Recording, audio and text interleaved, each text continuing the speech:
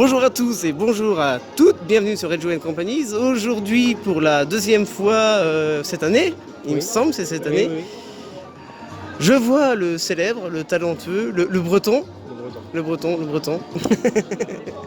Simon Cogent. Salut, oui, c'est la deuxième fois, la première fois on était à côté des enceintes. On s'était vu à Le Palais dans le 44, et puis on n'avait pas pu utiliser le son. Et pourtant on habite très à côté mais on se voit très loin. Ah oui, c'est vrai. Ouais, tout à fait, ouais. Le Palais c'est dans le 44, ici on est dans le 22. Toi t'habites dans le 22. Dans le 35. Dans le 35, voilà. 35, moi le limite 22-56 quoi. Ouais, voilà. Et moi je suis dans le 29 maintenant. Ah, déménagé. Ouais. Alors on va revenir un petit peu sur ta carrière, les choses qui t'ont influencé. Il paraît qu'Alexandre Astier t'a influencé. Voilà, en fait on va dire que le spectacle, la façon dont il est construit est inspiré de deux comédiens humoristes que j'apprécie énormément, que sont Alexandre Astier d'une part, parce qu'il a le talent de vulgariser des sujets très sérieux, comme dans Kaamelott avec le Moyen-Âge, son spectacle sur les extraterrestres ou son spectacle sur Bach. Voilà, donc il a vulgarisé tout ça d'une certaine façon.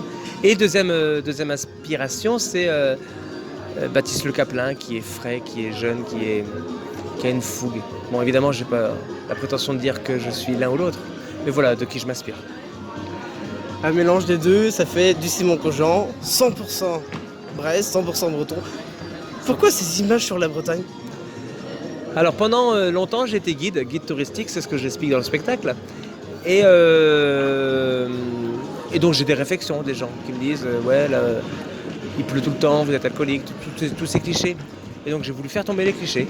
Et donc je les reprends un par un et j'essaye d'argumenter sur comment que c'est. Bisous, salut. Pardon. On coupera. Je reprends un petit peu les influences, tout ça. Alors on voit un peu de tout, on voit que tu fais de l'accordéon. Donc tu as appris des cours, bien évidemment. Ça fait 20 ans que je joue, hein. J'ai pas pris des cours pour le spectacle. Mais comme la musique et la danse bretonne font partie de moi, c'est ce que j'aime depuis toujours, j'ai aussi envie de les faire découvrir aux Bretons qui ont souvent... Là, ici on est à Grâce-Uzel, on est là, des gens dans la salle qui étaient avec moi au collège, que j'ai pas reconnu, qui m'ont dit bonjour tout à l'heure. Ils étaient au collège avec moi, et ils se moquaient de moi parce que je faisais la danse ou de l'accordéon. Et aujourd'hui, j'ai envie de leur dire, la danse et l'accordéon, c'est pas forcément ce qu'on croit, c'est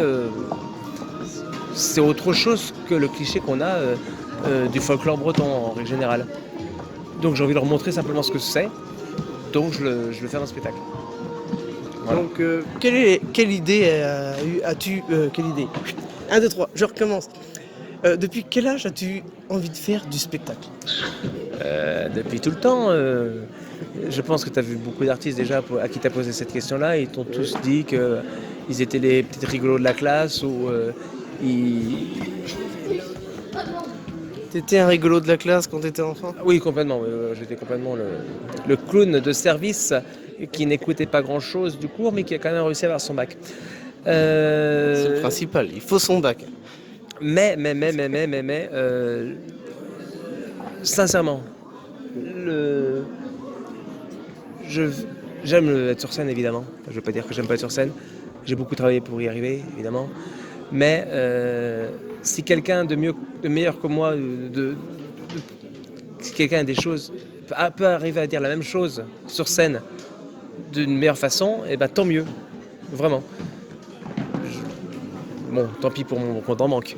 Mais tant mieux, parce que le but que je cherche vraiment, c'est d'amener toute cette culture que j'essaie de transmettre aux gens. Et arrêter de donner des clichés à la Bretagne aussi, voilà, dans un sens. Voilà, qu'on arrête de dire qu'il pleuve tout le temps. Non, même il pleut pas tout le temps. Non, pas tout le temps. Que en hiver. Printemps, été, automne, que du beau temps. Même si le mois d'octobre a été... On n'en parlera pas. Je note aussi que tu as fait l'école du One Man Show à Paris. Célèbre école parrainée par Anne Romanoff. Voilà. D'où sortent les plus grands, notamment Simon Cogent. Non, notamment. Là, en ce moment, il y a plusieurs copains que je t'invite à aller voir. Il y a Thomas Angelvi, que tu as peut-être vu chez Hanouna. Il y a Didou, qui est un beau spectacle. Il y a Charlotte Boisselier, que tu as peut-être vu en première partie d'Élodie Pou. Il y a Élodie Pou. Vraiment, c'est ceux à qui je pense là.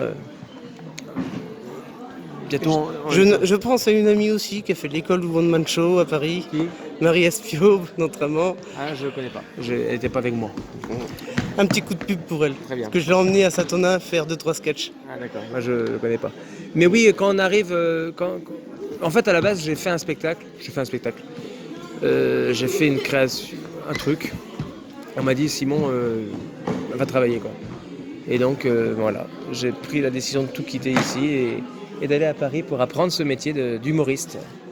Donc 2 ans à l'école du One Man Show, où j'ai appris les ficelles. Parce qu'il n'y a pas de recette. La seule recette pour réussir, c'est le travail. Oui, travail. Refaire, se planter. Il n'y a pas de recette, il n'y a pas de truc magique pour faire un spectacle d'humour. Est-ce qu'un jour ton spectacle évoluera ou tu traiteras un autre sujet ? Alors pour le moment, le spectacle est de plus en plus abouti, de fois en fois. Tu vois, aujourd'hui, j'ai testé des nouveaux trucs sur le sketch sur l'alcool. Parce que oui, je parle de l'alcool, on parle de la Bretagne et des clichés. On parle des clichés, donc. Et je ne suis pas du tout mécontent de ce que j'ai fait ce soir sur ce sketch-là. On va reparler avec le metteur en scène et avec Stéphane, le technicien. Pourquoi pas habiller en bigouden ? Non. Ça t'intéresse pas ? C'est un cliché total. Je suis un garçon. Je suis né en 84. Je suis vieux. Moi, je suis né en 87, je suis pas si vieux. Dans 80. Et donc, non, pourquoi se déguiser Et puis en plus, j'ai pas les cheveux longs, donc je peux pas mettre de coiffe. Non, je vais pas me. Non. Hors de question. C'est une idée comme une autre. Oui, mais non, c'est tout ce que je veux pas faire. Tout ce que je veux pas faire. Donc ton actualité pour l'instant, c'est que le spectacle, et on verra par la suite. Mon actualité, c'est ce spectacle-là. J'ai aussi un spectacle de rue, inspiré de spectacle qui s'appelle Tout est bon dans le breton, qui est plus lui pour les touristes, parce que ce spectacle-là, il est quand même plus pour les Bretons. Hein ? Tu es d'accord ? Oui. Ouais. Oui. Et le spectacle Tout est bon dans le breton. Je suis plus gallo, moi. Donc, oui. Très bien. Et le spectacle Tout est bon dans le breton, il est plus pour les touristes. Et j'ai aussi d'autres plans en tant que danseur. Voilà. Et donc oui, j'ai mes vidéos sur YouTube, la question de Simon. J'en ai quelques-unes en préparation là aussi, ça va revenir. Abonnez-vous à sa chaîne. La chaîne YouTube, c'est Simon Cogent, je crois. J'ai quelques abonnés, c'est pas beaucoup, mais... Un peu plus que moi, je crois. Je sais pas, j'en regarde pas. J'en ai eu 50, j'en ai perdu 2 déjà. Ah zut. Eh bien, moi c'est surtout sur Facebook que je travaille. Et là, je viens de lancer mon Instagram, donc allez-y, likez ma page Instagram. Moi, j'ai fait un truc de fou. On le voit sur ta chaîne YouTube et tu en parles. Il se la pète pas mal quand même, à côté de Franck Dubosc. Ah oui, ça c'est bon. Dans le film de Franck Dubosc, Tout le monde debout. Oui, j'ai fait du... Oui, faut bien vivre, je fais du cinéma, je fais de la figuration. Et il se trouve que pour ce tournage-là, j'ai été assis à côté de lui toute la journée pour un plan. Et dans une série télé aussi, il n'y a pas longtemps. Oui, je suis passé dans une série. J'ai oublié le nom de la série télé. Non, la série elle n'est pas encore passée, c'est dans Un crime parfait sur France 3. Et sinon je suis passé dans un téléfilm sur Oui, un téléfilm. Où j'arrive derrière une porte et je dis ne vous inquiétez pas, je fais passer le message et je ferme la porte et je m'en vais. On la refait, on imagine une porte. Voilà. Et non, par contre au mois de janvier il y a un autre film qui sort là, il s'appelle Selfie, ça va être un film top. Où tu joues dedans? Là je joue dedans, oui, j'ai eu un cachet d'acteur. Parce que j'ai interviewé un mec sur ma chaîne YouTube qui s'appelle Nagar, comédien, et qui est comédien et qui joue dedans aussi, et avec toi. Oui. On a une scène d'anthologie qui restera marquée dans l'histoire du cinéma français, je pense. Faut voir ce film en avant-première bientôt au Méga CGR à la Mézières. Et a priori, notre scène où on est tous les deux servira au générique, je pense. C'est ce qu'ils nous ont dit. Il y aura un ralenti, on nous verra bien. Là, on voit un premier teaser. Le premier teaser est basé sur l'histoire d'un couple qui se clash à moitié, là. Rien à voir, en fait, ce film sera... Avec Blanche Gardin. Ce film, c'est 5 courts-métrages, ce film. Et nous, on est sur le 5e court-métrage. Les plus grosses têtes, c'est Manu Payette, Blanche Gardin. Ouais. J'ai pas noté les autres. Eux, ils n'ont pas tourné avec nous. Nous, on a tourné avec... C'est plus un film avec un scénario ou un film à sketch? C'est un film à sketch, il y a 5 films. avec oh, j'ai oublié son prénom, son nom m'échappe. Un mec bon, vous allez voir Selfie sur Allociné au mois de janvier, ouais, le 25 je crois, ou le 20. D'autres dates de prévues Oui. pour ton spectacle? Oui, vous pouvez.